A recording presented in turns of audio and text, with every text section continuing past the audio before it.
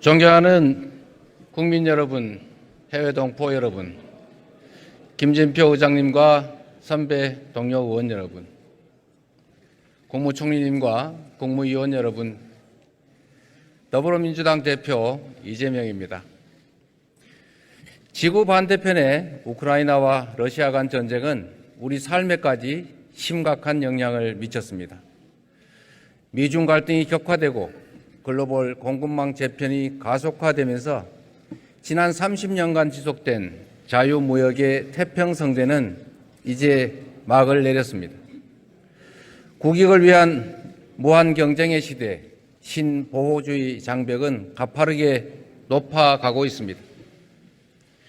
눈부신 경제성장과 민주주의의 성취로 우리는 세계가 부러워하는 선진국가가 됐지만 유례없는 대전환 속에서 국가는 흔들리고 국민의 삶은 악화되고 있습니다. 저는 매일 아침 자문합니다. 국가란 무엇인가? 정치는 무엇을 해야 하는가? 국가는 국민의 생명과 안전을 지켜야 합니다. 정치는 국민의 눈물을 닦고 국민의 삶을 책임져야 합니다. 하지만 국가는 그 책임과 역할을 다하지 못했습니다. 지금도 삶의 벼랑 끝에서 생을 포기하는 국민들이 여러 곳에 계십니다. 지난 1년 우리 사회 곳곳은 거대하고 지속적인 퇴행을 겪었습니다. 새 정부 출범 1년 만에 눈 떠보니 후진국이라는 말이 유행을 하게 됐습니다. 민주공화국 주권자의 자리는 권력자가 차지했고 정치는 통치와 지배로 대체됐습니다. 부모처럼 포근하고 든든해야 될 국가는 마치 채찍을 든 감독관처럼 국민을 각자 도생으로 내몰고 있습니다. 새 정부 출범 1년 만에 윤석열 정권은 민생, 경제, 정치, 외교, 안전을 포기했고 국가 그 자체인 국민을 포기했습니다. 그야말로 오포 정권, 국민 포기 정권이라고 할 수밖에 없습니다. 윤석열 정부는 민생을 포기했습니다. 출범 때부터 수없이 비상벨이 울렸지만 정부는 민생을 방치했습니다. 원재료 물가 상승으로 부득이 가격을 인상합니다. 미안합니다. 골목마다 사정하다시피 내건 이런 안내문들이 즐비합니다.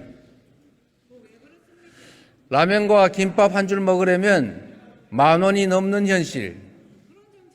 분식집도 부담스러운 학생들이 발길을 돌립니다. 30년 넘게 사우나를 운영했던 사장님은 치솟는 가스비와 전기요금 때문에 끝내 폐업했습니다. 카페를 운영하는 40대 부부는 전세대출 원리금, 생활비, 교육비 때문에 신용불량자가 되고 말았습니다. 가계부채는 이제 시한폭탄입니다. 올 1사분기 가계부채 총액이 약 1,854조 원입니다. 한국은 세계 34개 주요국 가운데 가계빚이 GDP를 넘는 유일한 나라입니다. 하지만 정부는 마른 수건 쥐어짜듯이 서민과 중산층을 쥐어짜면서 민생 고통을 가중시키고 있습니다. 코로나 시기에 서민 살림을 지원하고 골목 상권을 그나마 버티게 해준 지역 화폐 예산, 정부가 지금 전액 삭감하겠다고 합니다. 공공기관 채용을 6년 만에 최소로 줄여놓은 정부가 고용 상황이 역대 최고라고 자평하고 있습니다. 그냥 쉬었다 이렇게 말하는 66만 명의 2030 청년들이 이 정부에게는 투명인간으로 보이는 것 같습니다. 양극화와 불평등 심화로 소득 하위 20%의 가구 중에 3분의 2가 빚을 내지 않으면 살 수 없는 소위 적자 가구가 되고 말았습니다. 윤석열 정부는 민생을 포기했습니다. 윤석열 정부의 경제 정책에 대한 긍정평가는 최하위입니다. 국민 대다수는 경제가 나쁘다고 판단했고 좋아질 것이라는 응답은 극소수에 불과합니다. 올해 6월 OECD가 경제 성장률 전망치를 발표했습니다. 세계 경제는 0.1%포인트, G20은 0.2%포인트씩 상향 조정했는데 우리나라만 3월 0.2%포인트 하향 조정에 이어서 6월에도 0.1%포인트를 또 연이어 하향 조정했습니다. 국내외 기관을 불문하고 성장률 예측치는 매번 낮아져서 저성장의 고착화마저 우려됩니다. 세계 경제는 코로나 불황을 떨치고 정상화 중인데 유독 우리 경제만 후퇴 중입니다. 우리의 핵심 먹거리인 반도체 수출이 급전직하하면서 무역 수지는 15개월째 적자입니다. 최대 흑자국이던 중국은 이제 최대 적자국으로 전환했습니다. 수출로 살아온 대한민국이 수출에 발목 잡힌 나라가 됐습니다. 시장이 알아서 할 것이다, 이런 자유방임적인 사고로는 이 세계사적인 전환의 파고를 결코 넘을 수 없습니다. 그런데도 정부는 구체적 대안도 없이 막연하게 내년이면 회복될 것이다, 이렇게 주장합니다. 중국이 회복되면 우리 수출도 회복될 것이다, 이렇게 말하는데 아쿠아일로인 대중관계 속에서 경제 회복 발판은 또 중국이다, 이렇게 말하니 이해가 어렵습니다. 무리한 초부자 감세로 부동산, 자산, 금융, 사업소득 세수는 수십조 원까지 줄어서 역대급의 세수 펑크가 예상됩니다. 반면에 직장인들의 근로소득세는 올 4월까지 22조 8천억 원, 전년보다 오히려 1,000억의 세수가 늘었습니다. 유리지갑인 직장인과 서민들의 부담만 늘고 소득 재분배라는 조세 기능에 역행하고 양극화와 불평등은 더욱 심화되고 있습니다. 국민의 삶이 힘들고 경제가 어려워도 무대책이 대책이라는 정부로 인해서 우리는 경제는 날개 없이 추락 중입니다. 윤석열 정부는 정치 또한 포기했습니다. 지난 6월 10일 민주항쟁 기념식에 윤석열 정부는 불참했습니다. 국가기념일 지정 이후 처음 있는 일입니다. 제주 4.3 희생자 추념식도 불참했던 대통령은 공약했던 5.18 정신 헌법 전문 수록도 외면했습니다. 지난 1년 대통령은 야당과 한 번도 만나지 않았습니다. 대통령의 시행령 통치와 거부권에 막혀서 입법부가 제대로 작동할 수 없었습니다. 대법관 임명 과정에서 대법원의 독립성은 훼손됐습니다.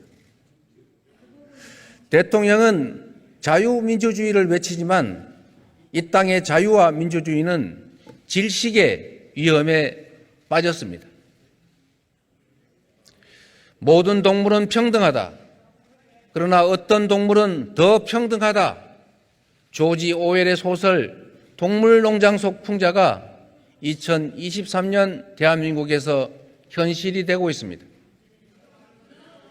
헌법 가치를 수호하고 국민 인권을 보호해야 될 검찰은 우리 대통령을 지킨다면서 국민을 향해 쉼없이 칼을 휘두르고 있습니다. 완장찬 감사원은 헌법상 독립기관인 권익위와 선관위를 무릎을 꿇리겠다고 수단 방법을 가리지 않습니다. 검경의 구두발은 제1야당 당사도 국회 사무처도 언론기관도 가리지 않습니다. 하루 평균 1000건이 넘는 압수수색이 벌어집니다. 무죄 추정, 불구속 수사, 공판 중심주의 원칙은 다 어디로 가고 구속과 기소가 남발되고 있습니다. 압수수색, 구속 기소, 정쟁에만 몰두하는 윤석열 정권을 두고 압구정 정권이라는 비판이 공감되지 않을 수가 없습니다.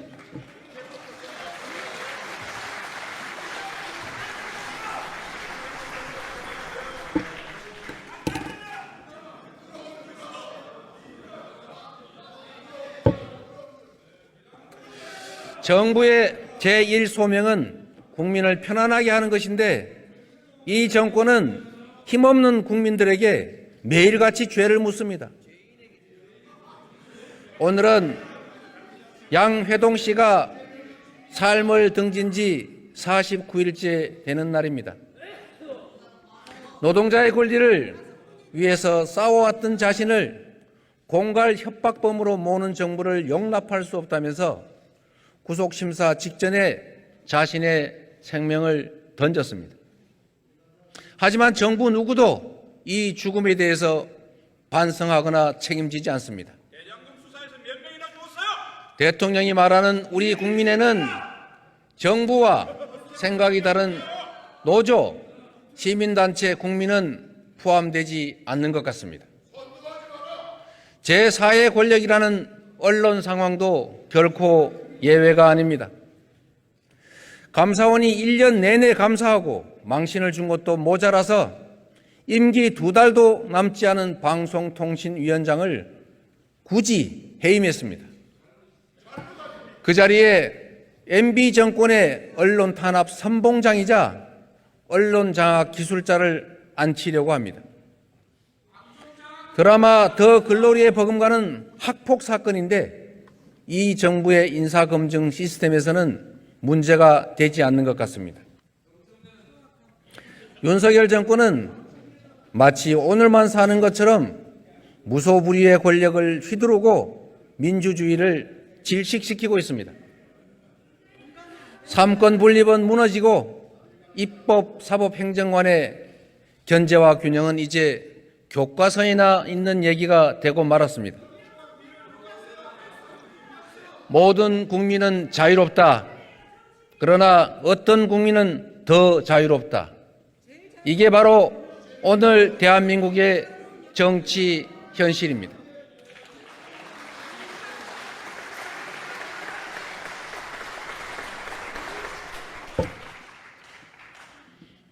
윤석열 정권은 외교마저 포기했습니다.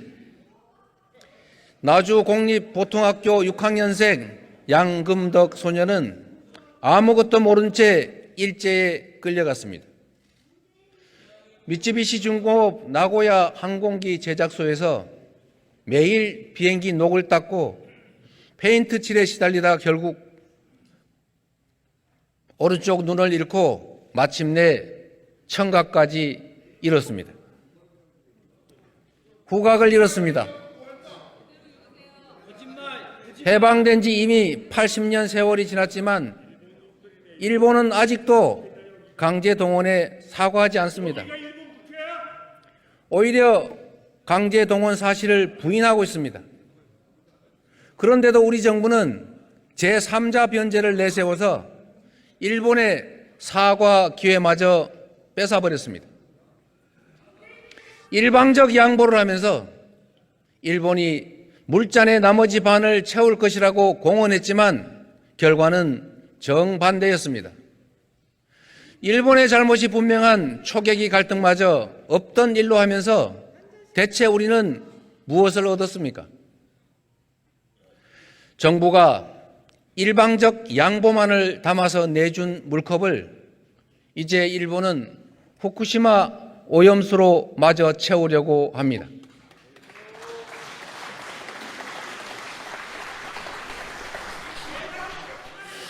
희석된 핵 오염수를 마실 수 있다, 이러는 한덕수 총리님의 말씀처럼 오염수 안전성 홍보에 우리 정부가 일본 정부보다 오히려 더 나서고 있습니다. 외교는 더 이상 보수와 진보, 네 편, 내 편의 진영 문제가 아니라 경제 문제이고 생존의 문제입니다. 외교에는 국익 중심의 전략적이고 신중한 접근이 반드시 필요합니다. 제이크 설리번 미 백악관 국가안보보좌관은 얼마 전에 미국은 디커플링이 아닌 디리스킹과 다양화를 추구한다고 말했습니다. 어제는 블링컨 미 국무장관이 베이징을 방문했습니다. 일본 역시도 지난 12일 상하이에서 중국 외교부와 협의를 가졌습니다. 테슬라, 엔비디아 같은 유수의 미국 기업들이 앞다퉈서 중국을 방문하고 있습니다. 우리도 한미 동맹과 협력을 강화하는 한편으로 경제와 인생의 조속한 안정과 회복을 위해서 중국과의 공급망 협력 체계를 꼼꼼하게 다시 챙겨가야 합니다. 외교에서는 야당도 역할을 분담해야 하고 다방면에서 다양한 공공외교가 필요합니다.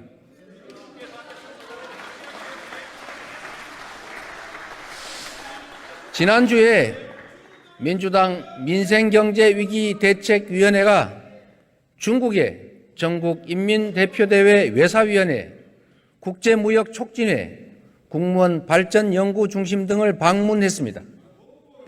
그리고 이 자리에서 중국 단체관광 제한 완화, 한국 기업의 중국 진출입 시의 불평과 차별의 해소, 상호관광과 비자 확대, 한류 등의 문화예술 규제 완화, 인적 교류 확대 등을 요청했습니다. 점증하는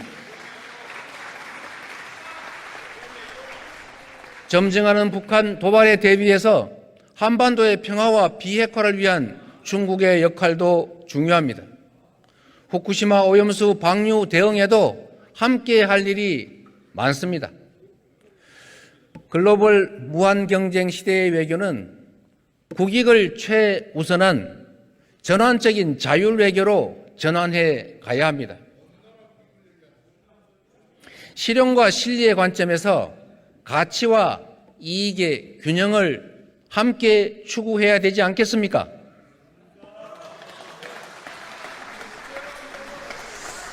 이념 중심, 진영 중심의 맹목적 편향 외교는 결코 답이 될 수 없습니다.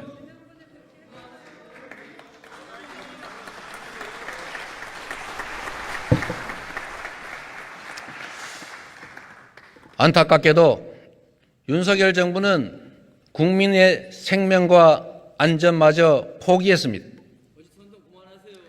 2022년 10월 29일 이태원에 국가는 없었습니다. 최초 신고는 무시됐고 수차례 구조 요청에도 불구하고 아비규환 속에 믿을 수 없는 참사가 벌어졌습니다. 234일이라는 긴 시간이 지났지만 국가는 아무도 책임지고 있지 않습니다. 수사 후 결과에 따라 조치할 것이라 말했지만 책임지겠다던 당사자들은 안면을 바꿨습니다. 국민 안전의 무한 책임자인 집권 여당은 야사당이 발의한 이태원 참사 특별법을 반대하고 계시지 않습니까? 참으로 비정합니다. 지난주에 일본이 후쿠시마 오염수 방류시설 시운전을 시작했습니다. 우리 어민들은 후쿠시마 오염수 방류는 사형 선고라면서 반대를 할 뿐만 아니라 대책을 요구하고 계십니다. 하지만 정부는 국민의 불안과 우려를 괴담으로 치부하고 사법 조치하겠다고 위협하고 있습니다. 당당하지 못한 처사입니다. 비겁한 처사 아닙니까?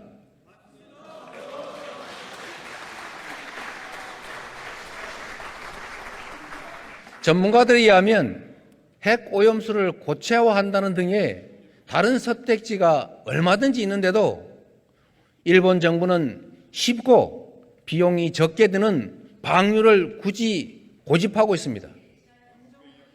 정부는 더 이상 일본 정부를 대신하는 것처럼 안전성만 강변하지 말고 주권 국가답게 방류를 막기 위한 실질 행동, 실천에 나서야 합니다.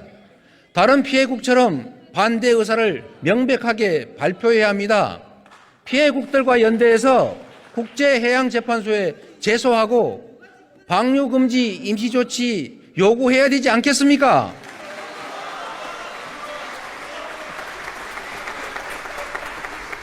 비용이 문제라면 방류를 반대하는 국제사회와 함께 보관 비용을 지원하는 것도 고려해야 합니다.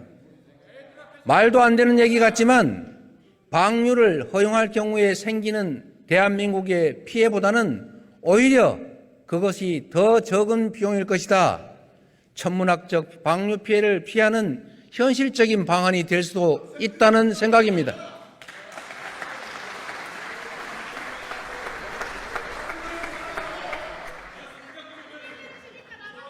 국민 여러분, 우리 민주당은 국민을 포기하지 않겠습니다. 민주당부터 할 수 있는 일을 하겠습니다.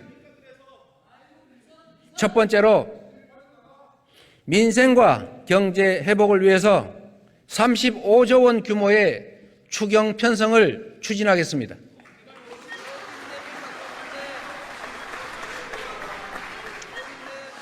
고금리로 절벽에 내몰리는 서민들부터 구해야 합니다.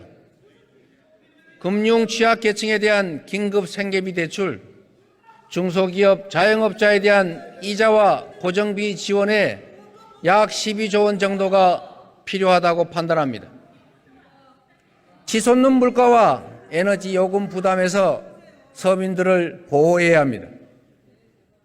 물가 피해 계층을 중심으로 에너지 물가 지원금, 소상공인 자영업자들을 위한 가스 전기요금 지원, 농민들을 위한 농업 전기요금 지원, 지역화폐 예산 증액 등을 위해서 약 11조 원이 필요하다고 판단합니다. 주거 안정을 위해서 최소한의 삶을 보장할 수 있는 지원 예산을 편성해야 합니다. 미주택, 주택 매입을 해서 공공임대로 전환할 기회입니다. 전세보증금 이자 지원과 PF 배드뱅크 설립 등의 총 7조 원 정도의 예산이 필요합니다. 경기 불황기가 바로 정부가 활동할 때입니다. 추락하는 경제를 살리기 위해서 신속한 경제 회복 프로젝트를 가동해야 합니다. R200 대비와 같은 재생에너지 인프라 구축, 미래 성장을 위한 디지털 인프라 구축, 경기 회복을 위한 SOC 인프라 구축 등에도 4조 4천억 정도가 투입돼야 합니다. 그 밖에 전세 사기 피해 지원, 취약 청년 지원 확대, 국민안전 강화 등에도 재정 지원이 반드시 필요합니다. 정부가 의지만 있다면 세계잉여금, 업무추진비나 특활비 감액, 불용 확정된 사업의 감액 등으로 국채 발행 규모를 최소화할 수 있지 않습니까? 현재의 경기 침체 상황, 그리고 국민들의 민생 고통, 그리고 재정 운용의 효율성을 고려한다면 국채를 다소 늘려서라도 재정이 경제 회복을 위한 역할을 해야 할 때라고 생각합니다.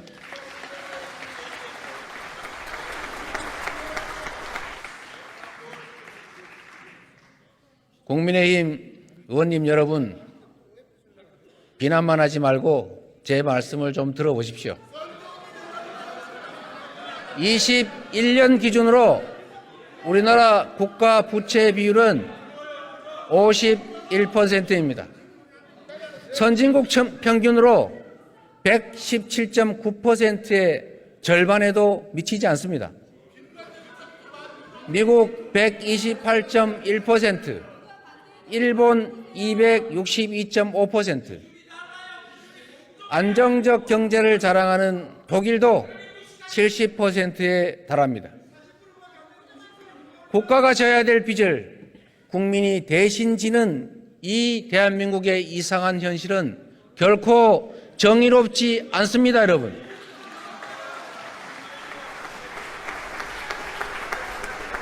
적시의 재정 지원은 사후 약방문 비용을 아끼는 길이기도 합니다. 정부 여당도 추경 필요성을 이해하시고 지혜를 모아주시기를 당부드립니다. 두 번째, 전세 사기 대책을 시급하게 보완하겠습니다. 가슴에 태극마크를 달았던 30대 전세 사기 피해자가 기댈 곳 없는 현실을 죽음으로 탄원하겠다는 유서를 남기고 목숨을 끊었습니다. 그런데 국토부 장관께서는 모든 사기는 평등하다, 이런 해괴한 명언을 남기면서 전세 사기에 대한 국가 책임을 회피했습니다. 전세 대출은 국가 보증이 있어서 가능했습니다. 임대차 시장의 여러 문제는 수십 년간 방치되어 왔습니다. 전세 사기는 관련 기관들의 미비한 예방책과 제도적 허점을 파고든 범죄입니다. 해당 사태에 책임 있는 기관과 정부가 일부나마 책임을 분담하는 것은 너무나 당연한 일 아니겠습니까? 여야 합의 결과라는 점에서 제정된 전세 사기 피해 특별법은 매우 의미가 큽니다. 그러나 법 통과는 끝이 아닌 시작이 되어야 합니다. 공공에 의한 피해 직접 구제 조치로 채권 매입, 사후 정산 제도가 꼭 필요합니다. 전세 사기 피해자를 위한 추가 입법에 민주당이 나서겠습니다.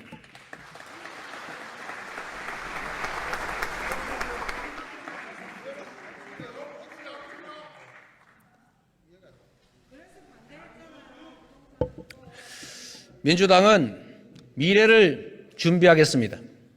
세계사적 대전환의 위기를 기회로 바꾸어 가겠습니다. 그 첫 번째 방안으로 미래 산업 기반을 구축하겠습니다. 세계는 빠르게 변화하고 있습니다. 미국은 인플레이션 감축법으로, 유럽연합은 핵심 원자재법으로 자국 산업을 보호하고 있습니다. 유럽연합은 수입 제품의 탄소 배출량만큼 세금을 부과하는 탄소 국경 제도를 도입하기로 합의했습니다. 유수의 기업들도 ESG 경영과 재생에너지 사용 확대에 과감히 투자합니다. 애플과 테슬라 같은 글로벌 기업들은 RE100, 즉 재생에너지를 100% 사용한 제품만 구매하겠다, 재생에너지로 생산하지 않은 제품은 구매하지 않겠다는 원칙을 발표하고 시행하고 있습니다. 2030년까지 일본 재생에너지 목표는 38%인데도 이미 3년 전에 일본을 대표하는 기업 소니는 일본 내에 재생에너지 이용률이 낮아서 일본을 떠날 수밖에 없다고 선언하고 일본 정부의 재생에너지 생산 확대를 촉구했습니다. 그런데 윤석열 정부는 우리의 2030년 재생에너지 목표를 21.6%로 되레 낮췄습니다.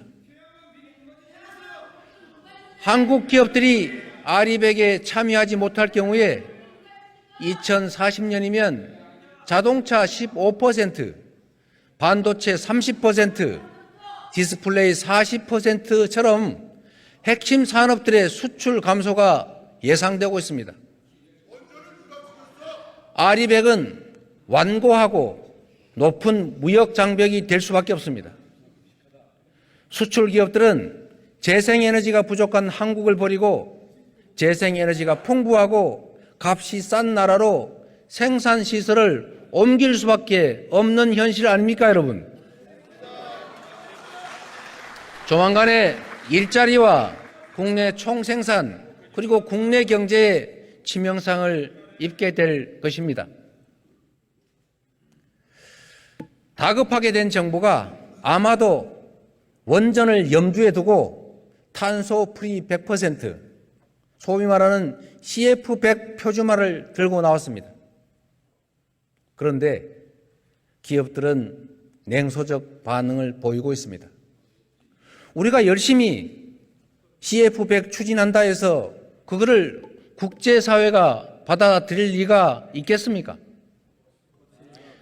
윤석열 정부가 확대 추진하는 원전, 국제사회에서 R200의 재생에너지 재원으로 인정하지 않습니다.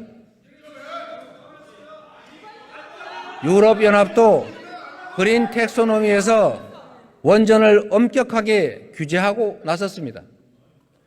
2050년까지 고준위 방사성 폐기물 처리장 확보, 2025년부터 신규 원전 건설과 수명 연장 원전에는 사고 저항성 핵연료 사용, 이런 조건을 붙였는데 대한민국이 이 조건을 충족하는 것은 사실상 불가능하다는 게 현실 아닙니까?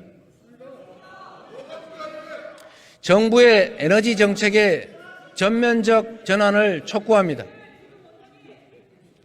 재생에너지의 신속한 확보는 우리 산업과 경제의 생사 문제입니다. 위기는 기회로 만들어야 합니다. 에너지 위기 역시 우리 학이 따라 얼마든지 성장의 기회로 만들 수 있습니다.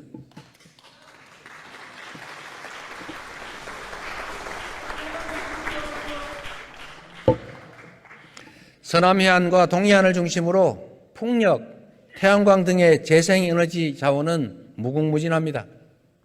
재생에너지의 수요도 폭발적일 만큼 풍부합니다. 기술 수준은 높고 유동성도 자본도 풍부합니다. 산업화 고속도로, 정부화 고속도로가 산업화 시대, 정보통신 시대의 성장을 이끌어왔듯이 신재생에너지 시대를 이끌 에너지 고속도로, 쉽게 말해서 전국적인 지능형 송배전망을 대규모로 건설해야 합니다.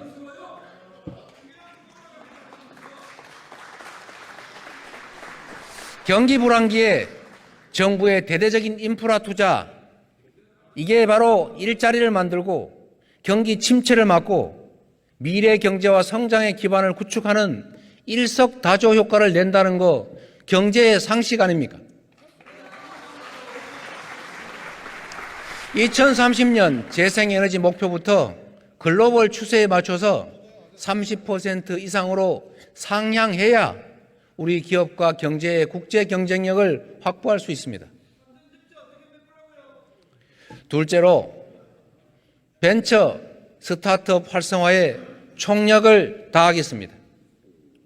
자원이 빈약하지만 인적 자원이 풍부한 우리나라는 혁신적인 제품과 서비스를 개발하는 벤처 스타트업의 성장과 육성에 생존이 달려있다, 이렇게 말해도 과언이 아닙니다. 그런데 코로나19 팬데믹 기간에도 고속 성장하던 벤처 스타트업 투자가 작년 하반기부터 곤두박질 치고 있습니다. 업계의 신음이 깊어지고 있습니다. 올해 1분기 벤처 투자는 이미 작년 동기 대비해서 60% 이상 급감했습니다. 펀드 결성도 작년 동기에 비해서 78.6%나 추락했습니다. 그런데도 정부의 모태펀드 예산은 4,135억 원으로 작년에 5,200억, 2021년에 1조 700억 원에 비해서 대폭 줄어든 게 현실입니다. 윤석열 정부는 민간이 주도하는 벤처 투자 생태계를 조성한다고 하면서도 벤처 스타트업계의 현실을 외면하고 있습니다. 벤처 스타트업이 성장하려면 국가의 뒷받침이 필수적입니다. 모든 것을 시장화라면서 민간에 떠넘기지 말고 모태펀드 확충, 세컨더리 펀드 확대, 창업 기업의 자유로운 활동을 위해서 규제 완화 특구를 만들어야 하지 않습니까? 이게 바로 정부가 할 일입니다. 쉽지 않은 일이지만 벤처 스타트업이 활동하기 좋은 나라 민주당이 최선을 다하도록 하겠습니다.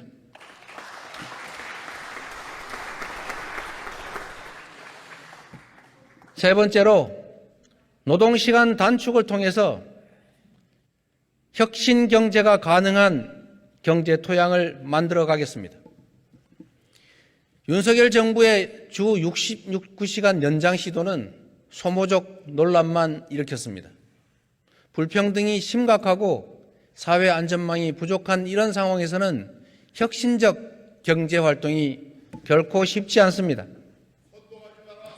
선진복지국가에서는 혁신 과정에서 일자리를 잃은 이들도 얼마든지 안정적으로 생활을 유지하고 신산업에서 일자리를 얻을 수 있습니다.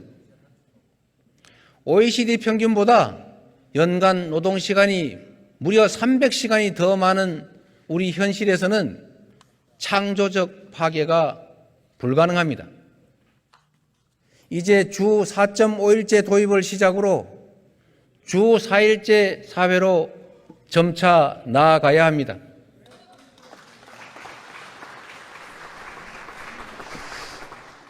이미 유럽 여러 나라들은 주 4일제를 시행하고 있습니다. 생산성이 떨어질 것이다 라는 예측은 빗나갔고 오히려 이직률만 현저하게 떨어졌습니다. 미국에서도 근무 시간을 주 32시간으로 줄이는 법안이 공식 발의됐습니다. 노동시간 감축은 한마디로 글로벌 스탠다드입니다. 삼성전자도 최근 월 1회 주 4일제를 시행한다고 밝혔습니다. SK, CJ E&M, 카카오 게임즈 같은 데에 이어서 삼성전자의 부분적인 주 4일제 시행으로 우리 기업들의 근무 단축 실험도 점차 확산돼 가고 있습니다. 아무리 험해도 어려운 길이라도 가야 할 곳이라면 길을 만들어 가야 하지 않겠습니까? 없는 길을 만들어 내는 것이 바로 정치입니다. 가능한 영역부터 한 발 한 발 나아갑시다.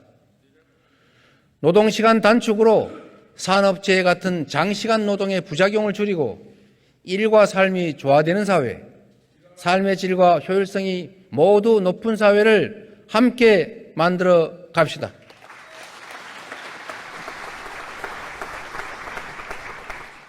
치열한 혁신으로 어제의 민주당과 경쟁하겠습니다. 국민 여러분께서 정권의 이 무도한 실정 앞에서도 선뜻 민주당에 마음을 주지 못하는 것을 아프게 자성합니다. 1년 만에 국민이 정권을 포기했지만 민주당이 그 분노와 실망을 희망과 기대로 바꾸지 못하고 있습니다. 국가의 미래를 개척하고 국민의 삶을 책임진다는 기본적인 책무 외에 국민의 눈높이에 맞춰서 필요한 모든 것들을 바꿔 나가겠습니다.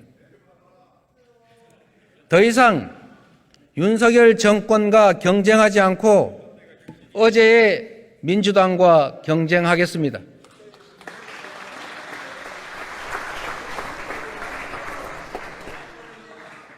더 이상 국민의힘과 비교하지 않고 민심을 기준으로 삼겠습니다. 국민께서 민주당이 달라졌다 이렇게 느끼실 때까지 변화와 개혁을 멈추지 않겠습니다.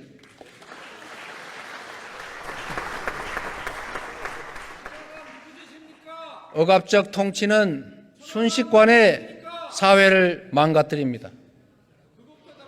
먹고 사는 문제 해결을 위해서 잘하기 경쟁을 해도 부족한데 정쟁에 몰입된 정부 여당이 야당 파괴와 정적 제거에만 혈안이다 보니 나라 살림이 제대로 될 리가 없지 않습니까?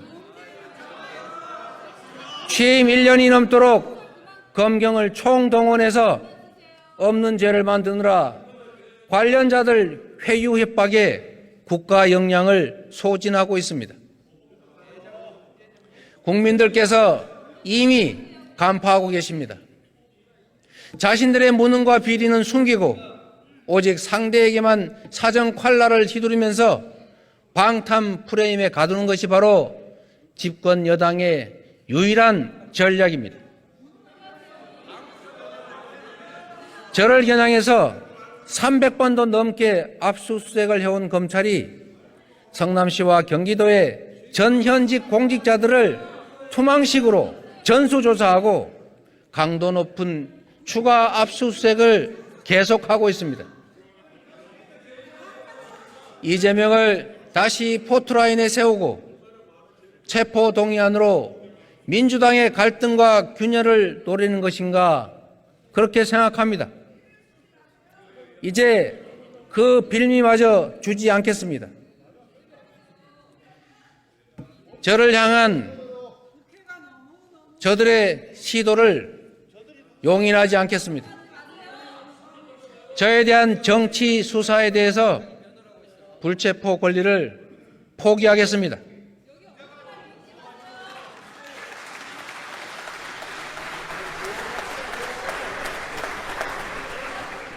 지금까지 그랬던 것처럼 소환한다면 10번 아니라 100번이라도 응하겠습니다.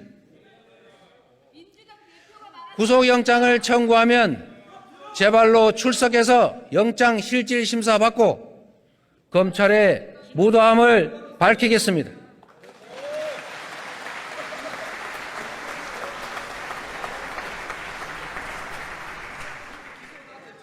압수수색, 구속기소, 정쟁만 일삼는 무도한 압구정 정권의 그 실상을 국민들께 드러내겠습니다.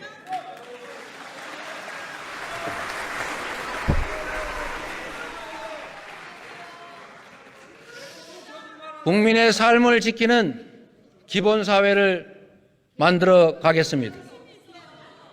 윤석열 정권의 지난 1년은 국가가 국민의 삶에 얼마나 큰 영향을 끼치는지 절실히 느끼게 했습니다. 반대로 정치가 제 역할을 다하면 얼마든지 더 나은 세상을 만들어낼 수 있다는 것도 알게 했습니다. 우리는 30년 후의 미래, 우리 다음 세대가 살아갈 세상을 준비해야 합니다. 각자 도생 사회를 최소한의 삶이 보장되는 복지사회가 대체해 왔던 것처럼 이제 복지사회를 넘어서서 기본적 삶이 보장되는 기본사회로 나아가야 합니다.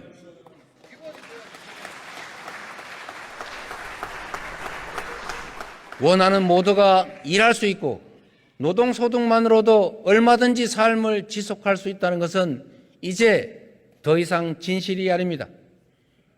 기술혁신과 4차 산업혁명의 이 거센 파고 앞에 노동이 생산의 주축이던 시대의 사회제도는 기술이 생산의 주축이 되는 세상에는 더 이상 유용하지가 않습니다. 민주당은 당내에 기본사회위원회를 구성하고 기본사회 2050 비전 수립에 박차를 가해왔습니다.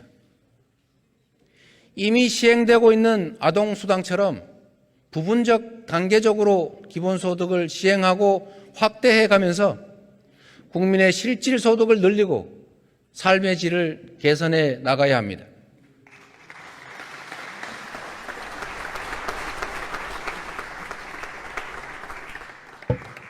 주거, 금융, 교육, 의료, 교통, 통신, 에너지 같은 국민의 다원적 욕구를 충족하는 보편적 기본 서비스를 통해서 국민의 삶에 대한 국가의 책임을 더 높여 나가야 합니다.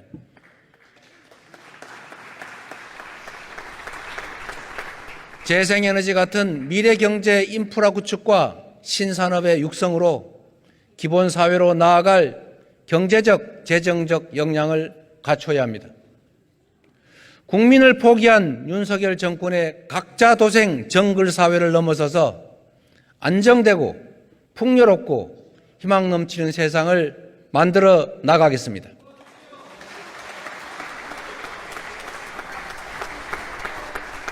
함께 잘 사는 세상을 만드는 우리 모두의 꿈 포기하지 않겠습니다. 지난 1년간의 좌절과 절망을 딛고 국민과 함께 일어나겠습니다. 희망의 원천을 만들어서 30년 미래를 준비해 가겠습니다.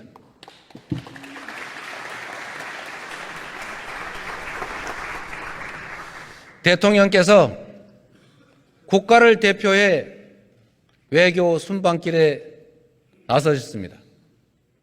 국민의 한 사람으로서 큰 성과를 내시고 건강하게 귀국하시기를 기원하고 응원합니다. 고맙습니다.